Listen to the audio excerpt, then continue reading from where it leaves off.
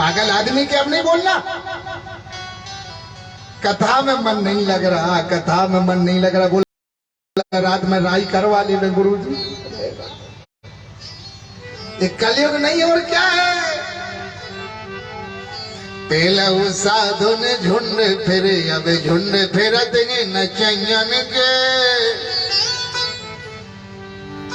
अब झुंड फिरत नचैयन के। पेलऊ बेरी से बेर गते, अब बेरी भये निज भैयन के। पेलऊ बेरी से बेर गते, पेलऊ बेरी से बेर गते, अब बेरी भये निज भैयन के, निज भैयन। कोई परेशान भले ना करे, लेकिन घर का भैया जरूर परेशान करेगा। वो लोग किस्मत वाले हैं जिनका भैया भैया से प्रेम करे। भैया से बड़ी संपत्ति नहीं होती है, हिस्सा को भैया बैरी लगे रण को होती दूसरी बात। कहावत है घर को भैया घुंघरों को ललावे, पड़ोसी को पड़ाव दिया इशारे।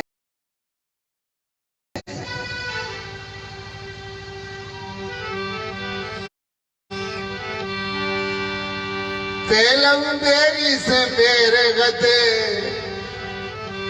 पेलऊ बेरी से बेर गते, बेरी भये निज भैयन के, निज भैयन। बेरी भये निज भैयन। बहुत सी जगह लोगों से पूछा ये रास्ता बंद किसने कर दी, कहा हमारे सगे भैया। ये बाखर में ईंटें किसने रख दी, नाला बंद किसने किया, गुरुजी सगे भैया।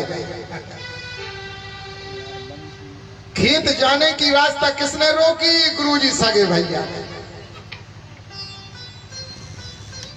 तुमको परेशान कौन कर रहा है, का सगा भैया। बेरी भये निज भैयन के, बेरी भये निज भैयन के, बेरी भये निज भैयन के।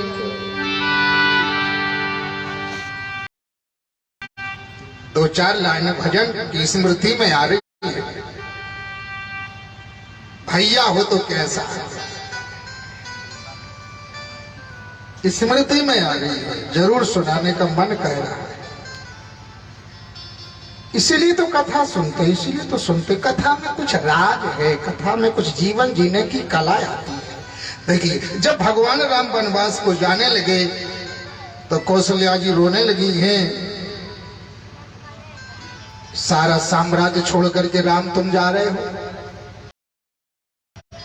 भगवान राम कहते मां भैया भरत को बुला करके सिंहासन पर बिठा दे,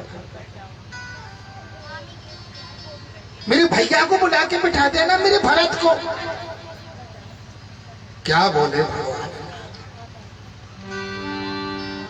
हम वनवासी हैं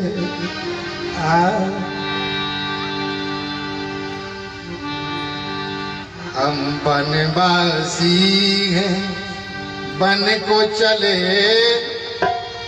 तुम जश्न मनाना आंगन में। वनवासी हैं, बन को चले तुम जश्न मनाना आंगन में। वनवासी हैं, बन को चले तुम जश्न मनाना आंगन में।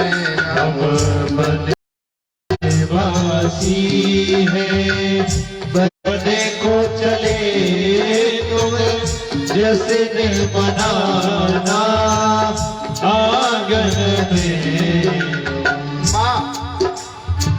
हम कुछ दिन के लिए अयोध्या में आए थे, लेकिन हम अयोध्या वासी नहीं, हम तो वनवासी हैं।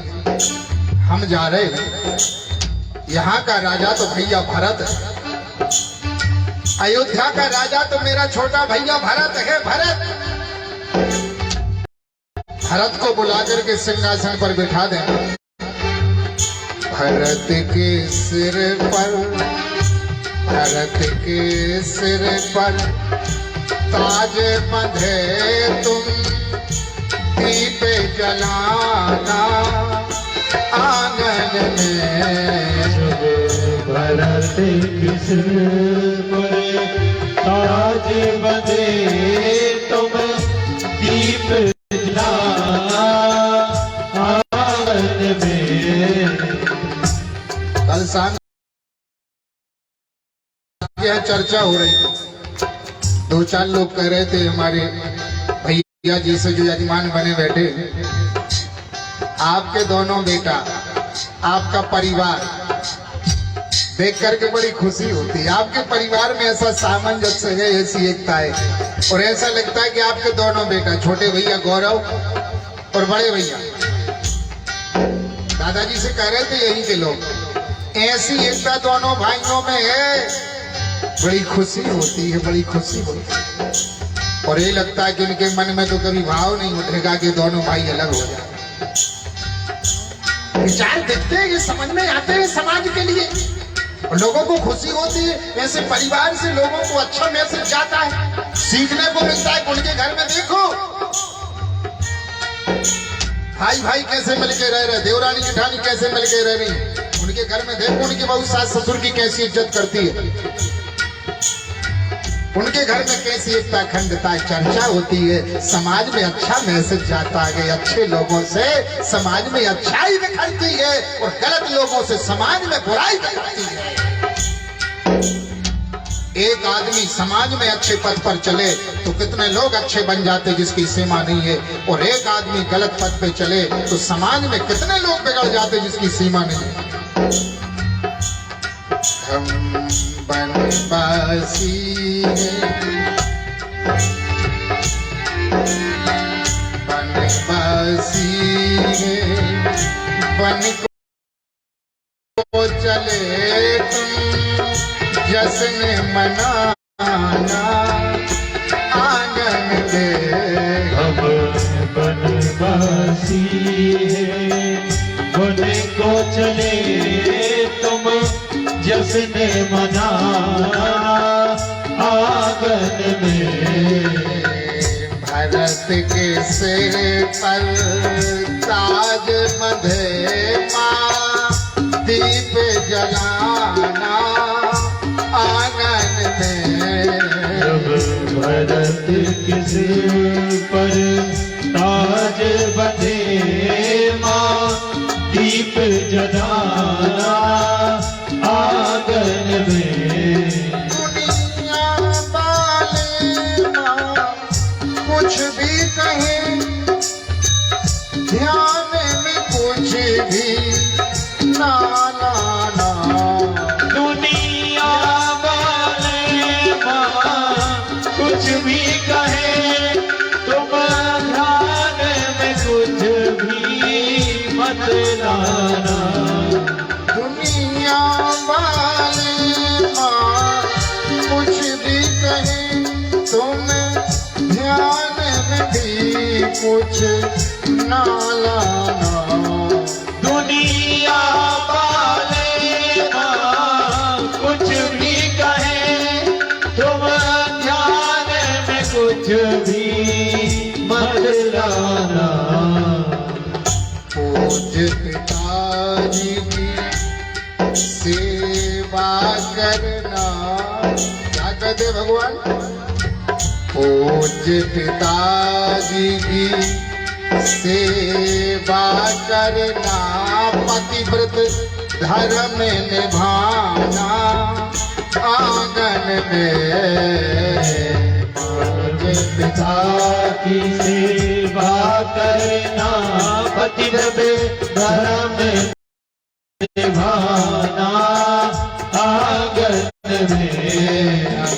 बनवासी हैं, बन को चले तुम, जश्न मनाना आंगन में।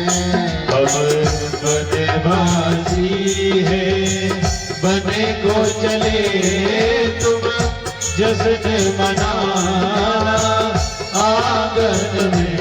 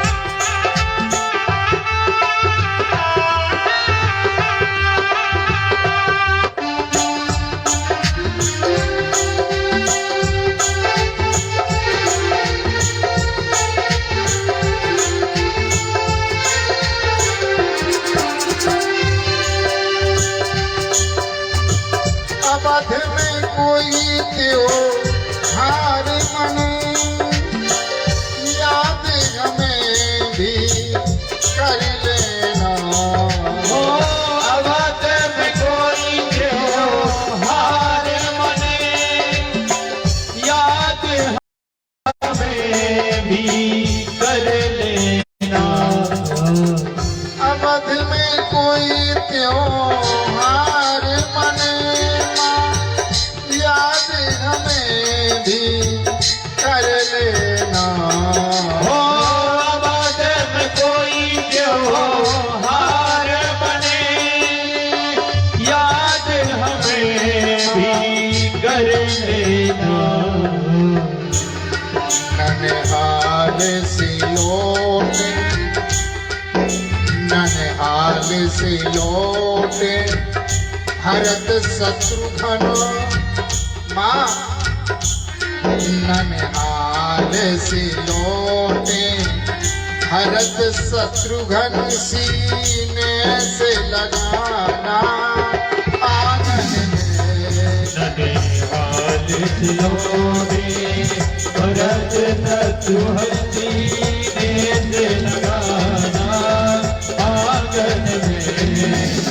हाल से लौटे भरत शत्रुघ्न, सीने से लगाना आंगन में। ननिहाल से लौटे भरत शत्रुघ्न, सीने से लगाना आंगन में। बनवासी है बन को चले तुम जश्न मनाना आंगन में। बनवासी है बन को चले तुम जश्न मनाना आंगन में। भरत के सिर पे ताज बंधे तुम दीप जलाना आंगन में। भरत के सिर पर ताज बंधे तुम दीप जलाना आंगन में। भरत के सिर पे ताज बंधे तुम दीप जलाना आंगन में। भरत के सिर पर ताज बंधे तुम दीप जलाना आंगन में। बोल भक्त वत्सल भगवान की जय हो। हम बनवासी हैं, बन को चले तुम जश्न मनाना आंगन में। भरत के सिर पर ताज बंधे तुम दीप जलाना आंगन में। ये है भैया, ये है भैया भैया। हम वनवास को जा रहे अयोध्या की सिंहासन पर भैया भरत को बैठा दे। नारद जी कहते पूरी पृथ्वी पर मैं गया, तीर्थ क्षेत्रों में गया, लोगों में सुमत नहीं रही। भाई भाई में विश्वास नहीं रहा, भाई भाई में झगड़ा है, पिता पुत्र में झगड़ा है, पति पत्नी में झगड़ा है। वृंदावन पहुंचा तो वृंदावन में मैंने क्या देखा, मैया भक्ति दुखी है। मैया भक्ति के पुत्र ज्ञान और वैराग्य वृद्ध हो गए। देवता मंत्र बोल रहे, गंगा यमुना सरस्वती पंखा डुला रही। मैंने पूछा मैया भक्ति ये कौन है जो अचेत पड़े? भक्ति ने कहा मेरा जन्म द्रावण देश में हुआ, कर्नाटक में वृद्धि हुई, महाराष्ट्र में अवनति हुई, गुजरात में तो पाखंडियों ने दुर्गति कर दी है, लेकिन वृंदावन के संयोग से मैं तो जवान हूं, लेकिन मेरे पुत्र वृद्ध हो गए। महाराज ये देवता मंत्र बोल रहे हैं, गंगा यमुना सरस्वती पंखा डुला रही है, लेकिन हमारे पुत्रों का बुढ़ापा दूर नहीं हो रहा। नारद जी ने भी मंत्र बोले, प्रयास किया, लेकिन भक्ति के पुत्र तो अचेत पड़े, ज्ञान गया। नारद जी हाथों से पकड़ के खड़े कर लेते, मंत्र बोलते, जब तक हाथों से पकड़े रखते तब तक वो स्थिर रहते, जब नारद जी छोड़ देते फिर नारद जी ने भगवान का ध्यान किया। आकाशवाणी होने लगी, आप कोई सत्कर्म करिए, सत्कर्म के करने से ज्ञान वैराग्य का बुढ़ापा भागेगा। अब नारद जी ने वृंदावन में भक्ति को वचन दिया, मेरे को समझ में नहीं आया है कौन सा सत्कर्म करूं, इसको समझने के लिए मैं तीर्थों में जा रहा हूं, संतों से समझूंगा, फिर मैं सत्कर्म करूंगा, ज्ञान वैराग्य कैसे जवान होंगे। अब नारद जी तीर्थों को चले, संतों से पूछते हैं सारी विधा। संत कहते नर जाप इतने पर संत हो, परम ज्ञानी हो, हम आपको क्या बताएं। हारे को हराम, जब कहीं भी सहारा नहीं मिलता है किसी के लिए, तब वो भगवान की शरण। हारे को हम, हारे को हराम। तो नारद जी कहते बद्री के आश्रम में भजन कर। समस्या ये है भक्ति के पुत्र ज्ञान और वैराग्य वृद्ध पड़े हैं वृंदावन में, इनको जवान बनाने का मैंने वचन दिया गए। अब सनक सनंदन सनातन कुमार आप बताओ वो जवान कैसे बनेंगे। सनक सनंदन सनातन कुमार कहते भैया नारद जी श्रीमद् भागवत महापुराण की कथा सुना। भागवत के भाव से कोई भी कष्ट ऐसा नहीं है जो दूर ना हो जाए, कोई भी समस्या ऐसी नहीं है जिसका समाधान ना हो जाए, कोई भी कामना ऐसी नहीं है भागवत भगवान की कृपा से जो पूर्ण ना हो जाए। भागवत सुना। नारद जी बोले सुनाएगा कौन, चलो हम लोग सुनाते। अब कथा के लिए स्थान चाहिए, कौन सी जगह कथा सुनाएंगे। सनक सनंदन सनातन कुमार ने कहा हरिद्वार चलो, गंगा के पावन तट, कल कल कल कल गंगा जी बह रही है, यहां पर संतों का वास है, तीर्थ क्षेत्र है, पुनीत है, वहां चलिए आप। स्थान का विशेष महत्व होता है कथा में। कथा में स्थान, कथा में गान, कथा में कान, कथा में ध्यान, ये सब जरूरी। स्थान का महत्व होता है, बीच बीच में गान भी हो, कीर्तन भी हो, और कथा में ध्यान भी हो, कथा में कान भी हो। अब आप कहोगे महाराज हम जे बैठे कान कहाँ जाएंगे, कान करने में जाएंगे, चले जाएंगे कहीं कान। यदि हमारा मन कहीं और चला गया तो कान भी कहीं और चले जाते। बैठे हैं अब लेकिन कान चले गए।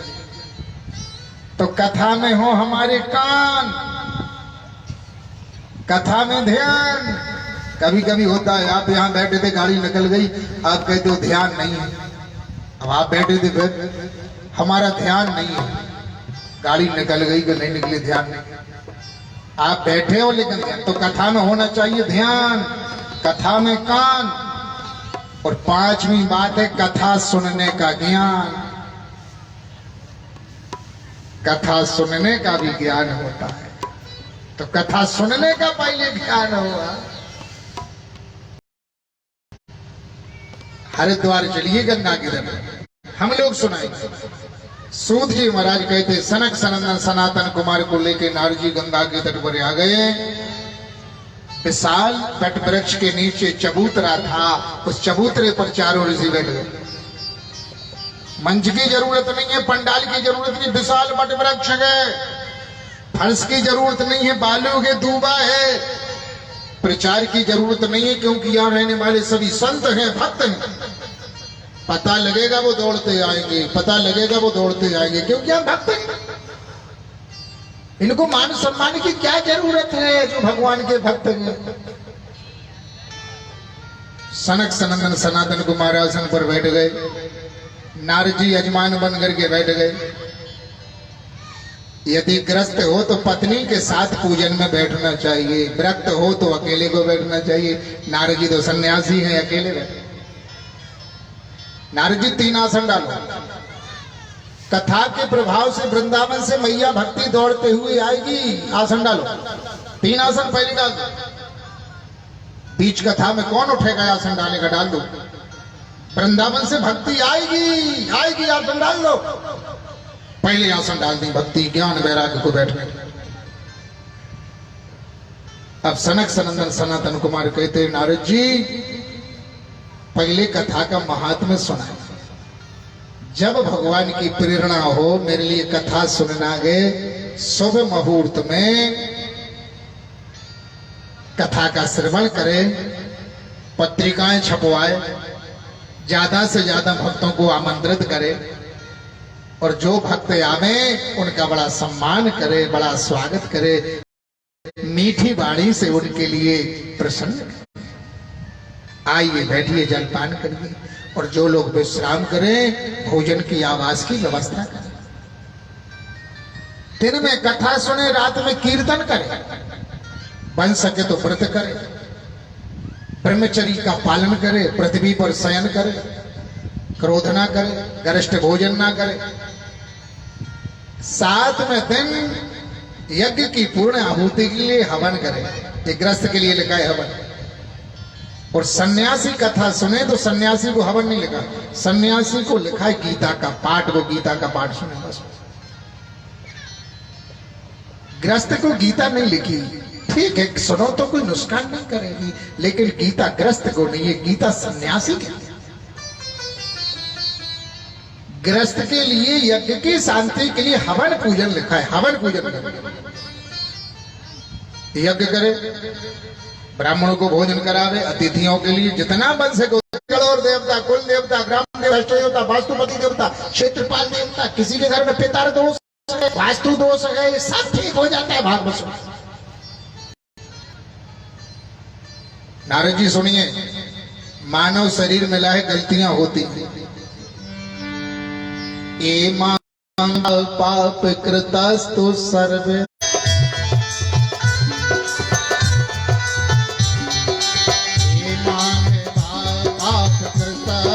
सर्वदा सदा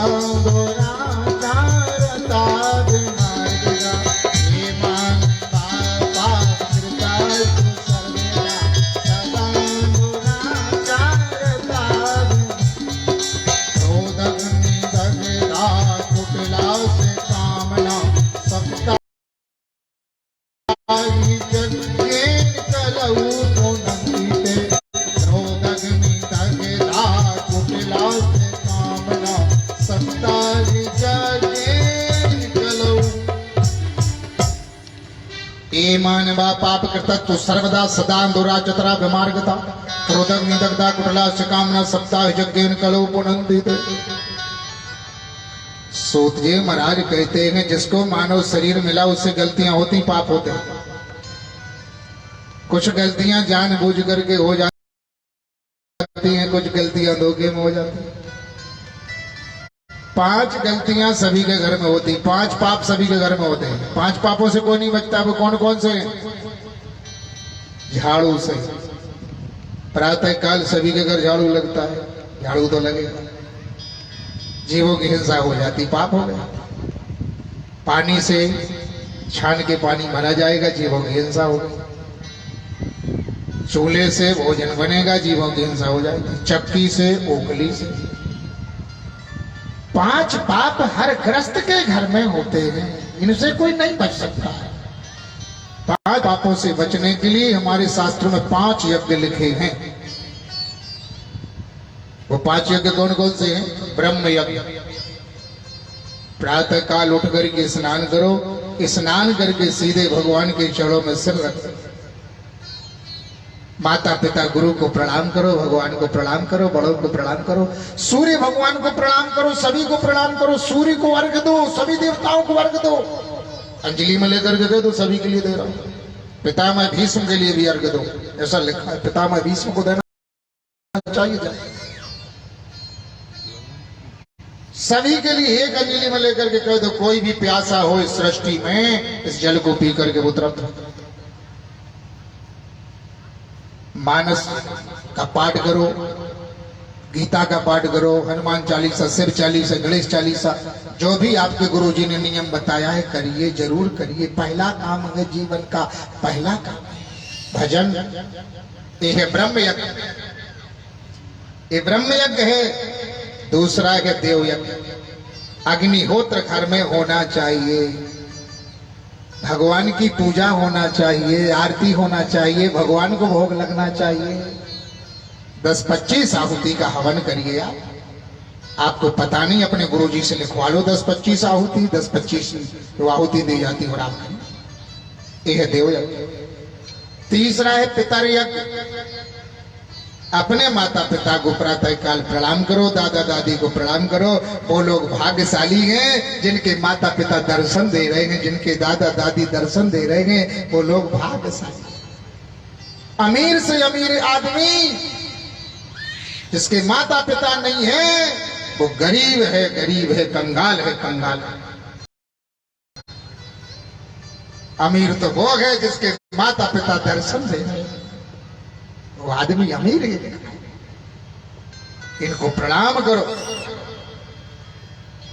एक है पितर यज्ञ, अपने पितरों को प्रणाम करो, उनको जल दो, पितर देवताओं को।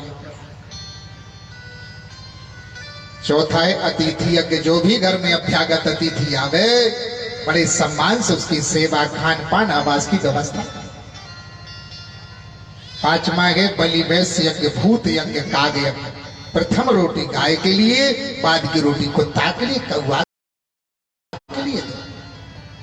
ये 5 यज्ञ करने से जाने अनजाने के पाप नष्ट हो जाते। हे सोनक जी, हम कथा का महात्मा सुना रहे हैं कि भागवत क्या करती है, क्या देती है भागवत। सुनिए, किनारे का नगर था, जिस नगर का नाम उत्तम नगर था, उस नगर में 4 वर्णों के लोग निवास करते थे, ब्राह्मण, क्षत्रिय, वैश्य और शूद्र। ब्राह्मण का नाम आत्मदेव था, वेद पाठी ब्राह्मण था, धनवान था, गुणवान था, सब। लेकिन इसकी जो पत्नी थी उसका नाम धुंधली था। धुंधली जो थी वो धुंधली ब्राह्मण के अनुकूल नहीं। ये धुंधली कर्कशा नारी थी, लोक वार्ता में ज्यादा रुचि रखती थी, परपंच में ज्यादा रुचि रखती थी। इस संसार में जिसकी पत्नी धर्म पत्नी हो, जिसका बेटा आज्ञाकारी हो, उसने सब कुछ पा लिया है। व्यास जी लिखते हैं, जिसकी पत्नी धर्म पत्नी हो, बेटा आज्ञाकारी हो, सुख तो बहुत लिखे हैं, लेकिन 2 सुख यदि हैं तो जीवन जीवन है, और सारे सुख हैं और 2 सुख नहीं है तो जीवन नरक है। न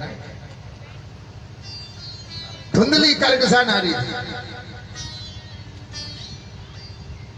ब्राह्मण ने आधा धन दान पुण्य में लगाया, संतान ने जन्म नहीं लिया। गौ माता का पालन किया, गौ माता ने बछड़ा देना बंद कर दिया। तुलसी का बिरबा लगाया, वो सूख गए। योग भी बनते गए। लोग कहने लगे ब्राह्मण पापी, ब्राह्मण पापी। ब्राह्मण को भी लगा मैं पापी, सब कुछ करने के बावजूद भी मेरी किस्मत में तो बेटा नहीं है, और इतनी संपत्ति का क्या करेंगे। संपत्ति सोने एक पुत्र के बिना, इतना वैभव इसका करेंगे क्या। इतनी संपत्ति, इतनी जमीन, इतना सोना चांदी क्या करें। दुनिया जानती हम मरेंगे लेके नहीं जाएंगे, लेकिन संतान के लिए, औलाद के लिए लोग करते हैं। हम हमारी औलाद सुख भोगेगी, बेटा सुख भोगेगा, नाती पोता सुख भोगेगा। संपत्ति सोने एक पुत्र के बिना, मंदिर के सोना एक दीप के बिना, जर जाए सो जीवना हरि भजन के बिना। सिया जी है सोने एक राम के बिना, सिया जी है सोने एक राम के बिना, संपत्ति सोने एक पुत्र के बिना, जर जाए सो जीरा हरि भजन के बिना। जर जाए सो जीवना, जर जाए जब पाप नहीं हरि भजन के बिना। जिसकी जीव भगवान का नाम ना ले, जल जाए आग लग जाए किसका। संसार का परपंच करे, संसार की बुराई करे, संसार की निंदा करे, संसार की फालतू बकवास करे, मतलब क्या है? जल जाए जब पाप नहीं हरि भजन के बिना। जिह्वा में आग लग जाए, ब्राह्मण दुखी रहता है। ब्राह्मण ने मन बनाया ऐसे जीवन से तो मर जाना अच्छा है। भैया कैसी भी विषम परिस्थिति आवे जिंदगी में, ये मन कभी नहीं बनाना कि हम मर जाएंगे। मरने से किसी भी समस्या का समाधान नहीं होता। बिना भोगे समस्या का समाधान नहीं होता है, भोगना ही पड़ता है। सैल पास खा के लोग मर जाते, आग लगा के, फांसी लगा के, नदी में पानी में डूब के, ट्रेन में कट के, जहां जन्म मिलेगा फिर वही तकलीफ वो विपत्ति। बिना भोगे कर्म का फल भोग नहीं कटता है, बिना भोगे नहीं कटता है, भोगना पड़ता है। अरे बिना बुलाए किसी के घर जाते हो तो इज्जत नहीं होती है, बिना बुलाए उसके घर जाओगे इज्जत थोड़ी करेगा, नरक में भेज देगा, प्रेत बना देगा। कभी भी अपनी हत्या नहीं करना चाहिए। ब्राह्मण ने मन बनाया सरोवर में डूब के मर जा, जाकर के सरोवर के किनारे बैठ गया, आना जाना बंद होगा, अंधेरा हो जाएगा तो सरोवर में डूब के मर जाएंगे। एक संत जी आए, कथम रोदसी विप्रा तुम काते चिंता बली। इसी महाराज जी आप दुखी क्यों बैठे हो? कहा भगवान ने सब कुछ दिया है, बेटा ने। देखो हर परिस्थिति में प्रसन्न रहना ईश्वर की सर्वोपरि भक्ति है। सीताराम सीताराम सीताराम कहिए, जाही विधि राखे राम तागी विधि रहिए। एक नाथ की पत्नी अनुकूल है, एक नाथ कहते दाल चावल बनाओ तो वो दाल चावल बनाती। तुकाराम की पत्नी से बोले दाल चावल बनाओ तो वो कड़ी बनाती। तुकाराम और यदि पत्नी से कड़ी बनाओ तो वो भिंडी बनाती है। तुकाराम कहे भिंडी बना तो वो टमाटर, वो तो नहीं करेगी जो पति बोलेगा। पति बोलेगा वो नहीं करेगी। ये तुकाराम की पत्नी है। बाजार से गन्ना लेके आए, पत्नी को दिया, हम गन्ना लेके आए, पति ने पीठ में लगाया, तुकाराम की पीठ में दे मारा, 2 टुकड़े हो गए। मैंने कब बोला था गन्ना लाना? संतों ने कहा बताओ तुम्हारी पत्नी कैसी करकसा है, तुम्हारी पीठ में गन्ना मार दिया। तुकाराम बोले उसने अच्छा किया, 2 टुकड़े कर दिए। हमारी पत्नी बहुत समझदार है, 2 टुकड़े कर दिए।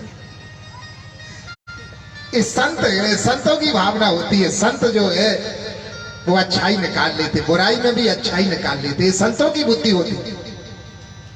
नरसी की पत्नी जवानी अवस्था तुम छोड़ के मर गई, तुम ना चाहता है मेरी पत्नी मेरी स्त्री सीखी थी।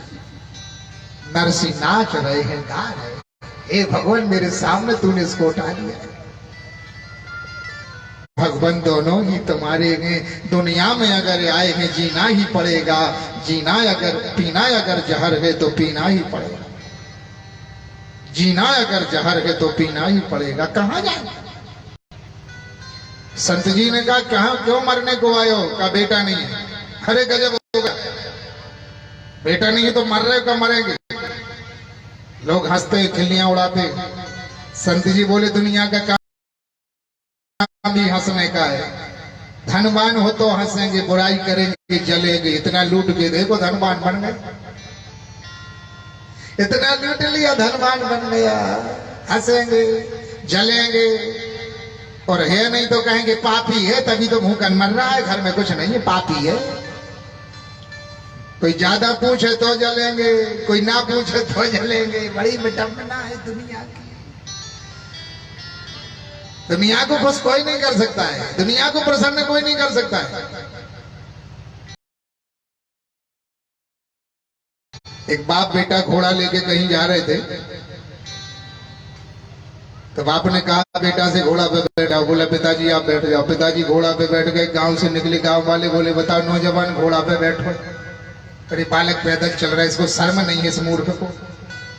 पिताजी इस गांव के ऐसा बोल रहे थे तो कहा बेटा तुम बैठ जाओ, हम पैदल चल रहे। बेटा को घोड़ा पे बैठा दिया, पिताजी पैदल चलने लगे। दूसरे गांव से निकले, कलियुग आ गया है बताओ। देखो लड़का घोड़ा पे बैठो है, बाप पैदल चल रहा। अरे राम राम राम। का पिताजी गांव की ऐसी कह रहे थे तो कहीं चलो दो ही जने बैठ जाएंगे, चलो दो ही जने बैठ जाएंगे।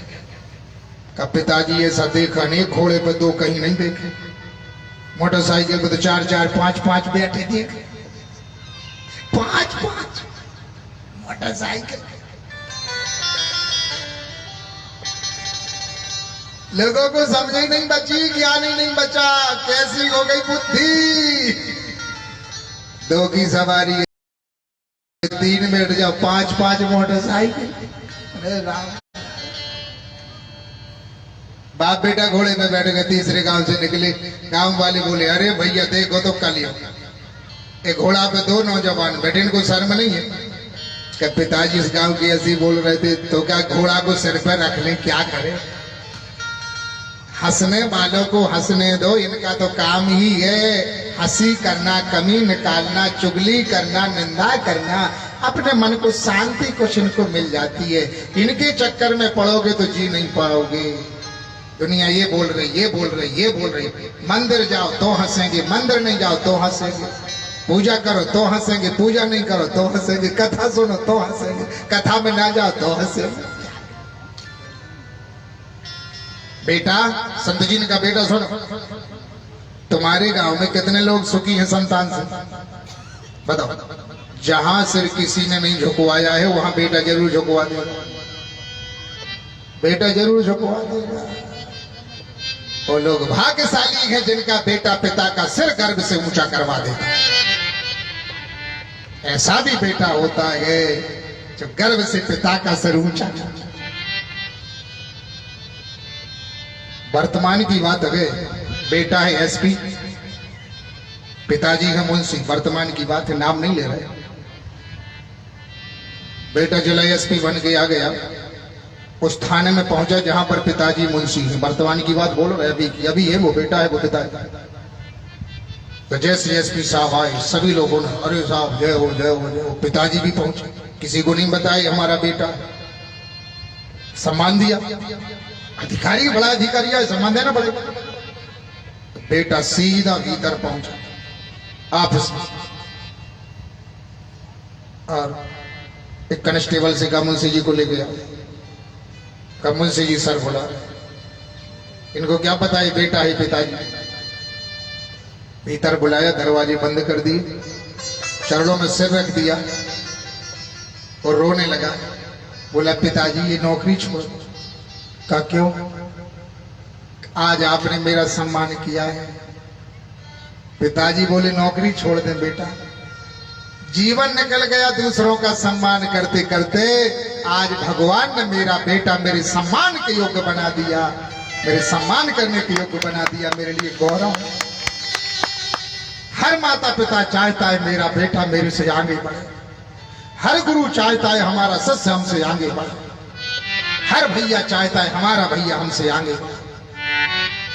भगवान राम ने वशिष्ठ जी से यही मांगा था, ऐसा बेटा चाहिए जो पुरुषार्थ में हमसे आगे रहे।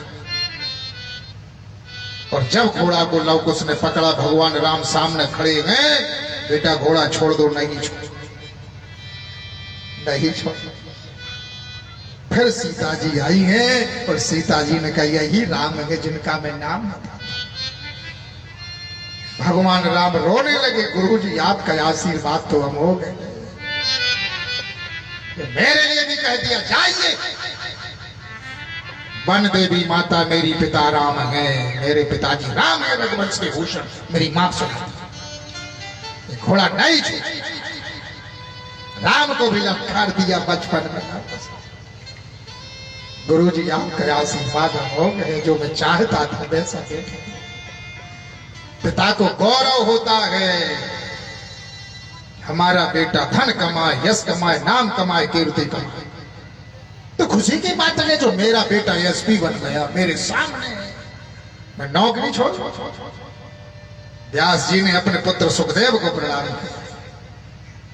स्वयं पूजन कर रहे थे, दद्दा जी भी पूजन कर रहे थे। नाती आया, छोटे भैया का बालक यहाँ बैठ गया, गौरव भैया का बालक यहीं बैठा। तो दादाजी ने हमको तिलक किया, यहाँ से हम वहां बैठ गए। वो बालक है, बोला दादाजी हमको भी टीका लगाओ, हमारी भी आरती उतारो।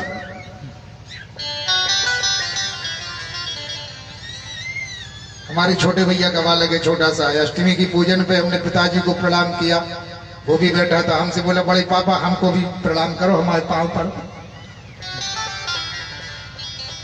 बड़े पापा हमारे पाँव क्यों नहीं पड़ रहे? अब वो बालक है। तो भैया जी से बोला पापा जी हमको भी तिलक लगाओ, हमारी भी आरती उतारो। भैया जी ने तिलक लगाया, आरती उतारी। यही बैठा था, उसकी आरती उतारी, उसको तिलक लगाया। जब सुखदेव जी व्यास गद्दी पर बैठे, व्यास जी ने प्रणाम किया, आरती उतारी। मेरी तपस्या फलीभूत हो गई, मेरा भजन फलीभूत हो गया, जो मेरा बेटा योग्य बन गया। मेरी आंखें जुड़ा गई है, जो मेरा बेटा योग्य बन गया, कुछ करके दिखा दिया है। कम लोगों की किस्मत में ऐसा पुत्र होता है। संत जी ने कहा तुम्हारे गांव में कितने लोग हैं जो संतान से सुखी हैं? क्या गुरु जी बहुत कम लोग हैं। बेटा तुम्हारी भाग्य की रेखा को मैंने पढ़ लिया है, 7 जन्मों तक तुम्हारी भाग्य में पुत्र का सुख नहीं लिखा। कहा महाराज जी अभी तो मेरे लिए एक जन्म का दुख था, मेरे दुख को आपने 7 गुना बढ़ा दिया, मेरे लिए मर जाने दो। कहा मरने नहीं देंगे, मैं आ गया हूं, मेरे सामने थोड़ी मरने दूंगा, तो मेरे लिए बेटा दो। कहा सुनो बेटा आज रो रहे हो, पुत्र नहीं है इसलिए, कल पुत्र के कर्म देखोगे फिर रोगे, क्योंकि तुम भजन नहीं कर रहे हो। भजन भजन भजन, मैं कह रहा हूं भजन करो भजन, तुम भजन नहीं कर रहे हो। भैया सुनो सब कुछ आ जाए, और यदि भजन नहीं करोगे, धर्म नहीं करोगे, पुण्य नहीं करोगे, तो इससे सुख नहीं मिलेगा। सुख कितनी संपत्ति कमा लो, कितना बड़ा पद पालो, कितना सब कुछ प्राप्त कर लो, यदि भजन नहीं करोगे, भगवान के चरणों में नहीं रहोगे, तो सुखदाई नहीं बनेगा, ये दुखदाई बनेगा, दुखदाई बनेगा। लिखा है रघुपति बेमुख जतन कर कोरी, रघुपति बेमुख जतन कर कोरी, रघुपति बेमुख जतन कर कोरी, रघुपति बेमुख जतन कर कोरी, रघुपति बेमुख जतन कर कोरी, रघुपति बेमुख जतन कर कोरी, रघुपति बेमुख जतन कर कोरी, रघुपति बेमुख जतन कर कोरी, पवन सके भव बंधन छोड़ी, कवन सके भव बंधन छोड़ी, पवन सके भव बंधन छोड़ी, कवन सके भव बंधन छोड़ी, रघुपति बेमुख जतन कर कोरी, कवन सके भव बंधन छोड़ी। भगवान से विमुख रह करके भाव के बंधन से छुड़ाने वाला कोई साधन है? भगवान का भजन किए बिना सुख पाने का कोई कहीं अस्तित्व है? भजन नहीं कर रहे हो, आज रो रहे हो पुत्र नहीं, कल पुत्र के कर्म देखोगे रोगे। अरे महाराज जी भगवान का भजन करो और भगवान से कह दो, क्या कह दो? जीवन में तेरे हवाले मुरलिया वाले, होमत है तेरे हवाले, मुरलिया वाले जीवन है तेरे हवाले मुरलिया वाले जीवन है तेरे हवाले मुरलिया वाले मेरे मुरलिया वाले मेरे मुरलिया वाले मेरे मुरलिया वाले मेरे मुरलिया वाले मेरे मुरलिया वाले मेरे मुरलिया वाले मेरे मुरलिया वाले मेरे मुरलिया वाले जीवन तेरे हवाले मुरलिया वाले ओ जीवन है तेरे हवाले मुरलिया वाले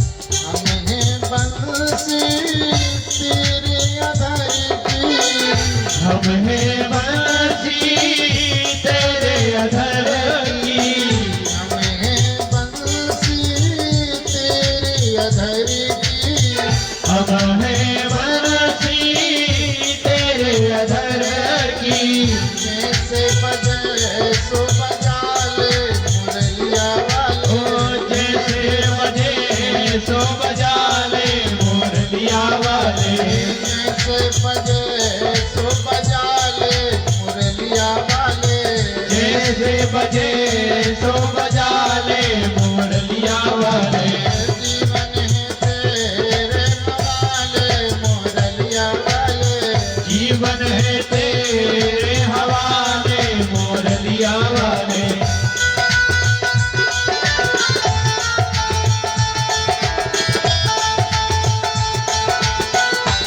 लाल है ताली से बरकत होए बांके में रही सरकार की जय हो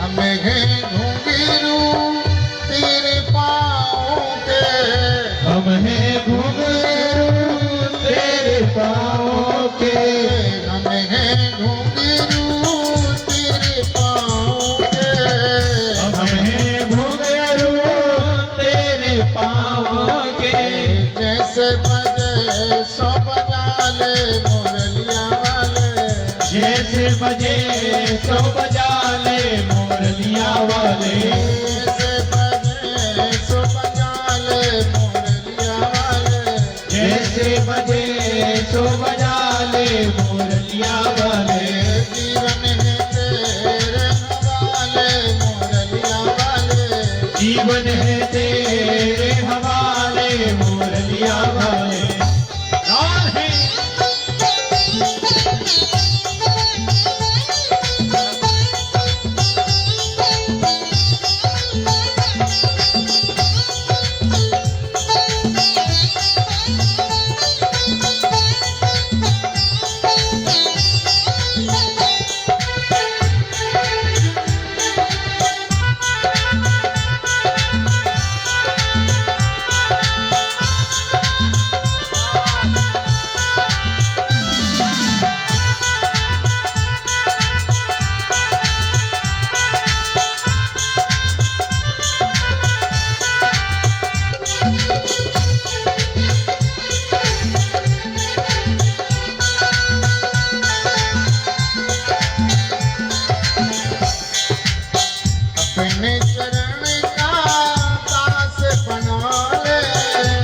अपने चरण का दास बना ले, अपने चरण का दास बना ले, अपने चरण का दास बना ले। वृंदावन में बसा ले मुरलिया वृंदावन में बसा ले,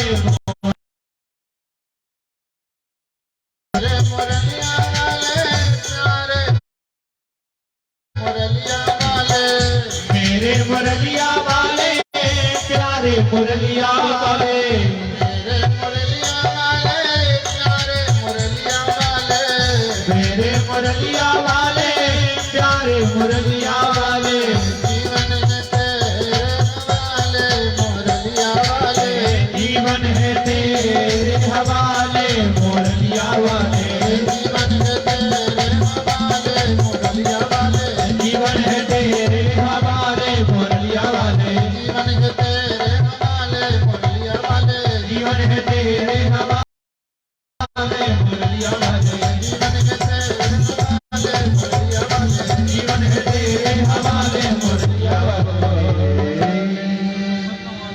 जीवन है तेरे हवाले मुरलिया वाले, वृंदावन में बसा ले मुरलिया वाले। बोलिए श्री वृंदावन बिहारी लाल की जय हो। संत जी ने कहा भगवान का भजन करो, भगवान का भजन नहीं करोगे तो सुख नहीं मिलेगा महाराज। अभी महाराज जी भजन में मन नहीं लग रहा, मेरे लिए पुत्र चाहिए। संत जी ने फल दे दिया, जाओ इस फल के लिए ले जाओ, पत्नी को खिला दे।